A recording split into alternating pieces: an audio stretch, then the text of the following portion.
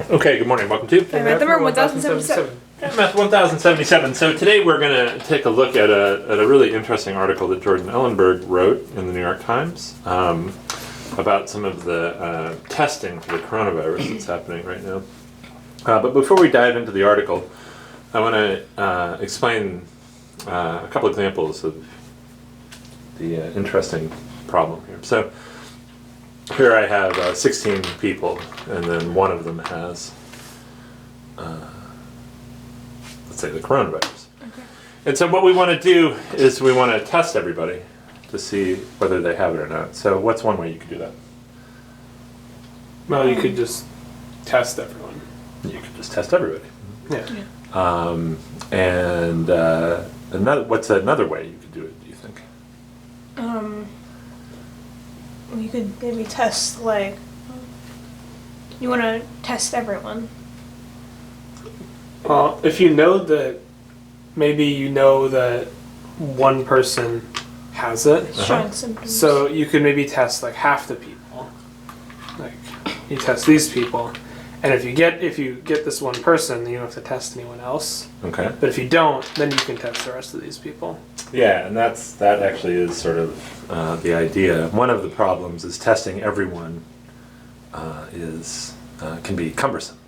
Yeah. So what they're doing, coincidentally in Nebraska, is they're combining groups of people together, and let's just not worry about how that might work. But they take, let's say, they tested your mouth or something, and they combine a bunch of tests from people together, so they don't have to run one test to test a group of people.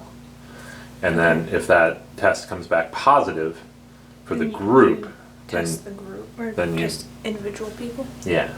So I want to see if you can devise a testing strategy here that's going to be guaranteed to find the one person, but see if you can do it in fewer tests than 16. So I give you this group of 16 people, and I tell you there's exactly one person who has it. That's the setup here. Okay. What's the number of tests, the lowest you can find, that guarantees you finding the person? Well, so I think the idea that jumps to my mind is I would divide them into groups of 4, like this. Okay. And then test each of these groups. This is 4 tests. This counts as 4 tests, right? Right, that would be 4 tests. Okay, so good. So that's right. 4 tests.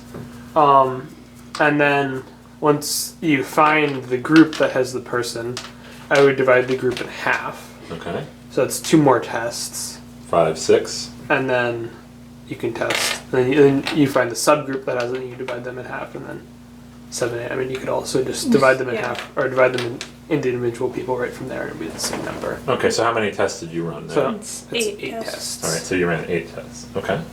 Can we do better than that? Well, maybe adding more people to the groups could make it. If you have maybe 2 groups of 5 and 2 groups of 3, you have it, or as your groups. Or you could also do, let's do, there's just one person. Okay. So this time you are testing 4 tests at the beginning. If the person who has it in the one group tests positive, then you're done. You Yep. know. Yeah, but you would have run the 4 tests. Yep. Okay. And then if it's in one of these 5 groups, I guess, if you just tested everybody, then it would be 9. All right, so that's 9. So it is the potential to be less, but I think on average it wouldn't be less. I mean, 3 out of 4 times you're going to be 1 more. Yeah. All right. So let's keep thinking and see if we can beat your 8 test record.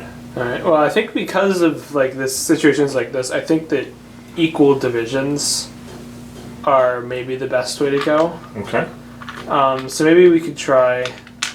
Let's try 8. All right. See if this is any better. So you divide them into. This is 2 tests to start. Okay. And then what would the next idea be? Well, so if you, let's see, if you divided them into, I'll start with groups of 4. So that's another 2. Okay, so we're up to 4 now. 4 now. And then another 2. That's 6. And then obviously if you do this, 8 again. it's 8 the same way. Okay. So that gives us 8. All right, so that's interesting. So we can't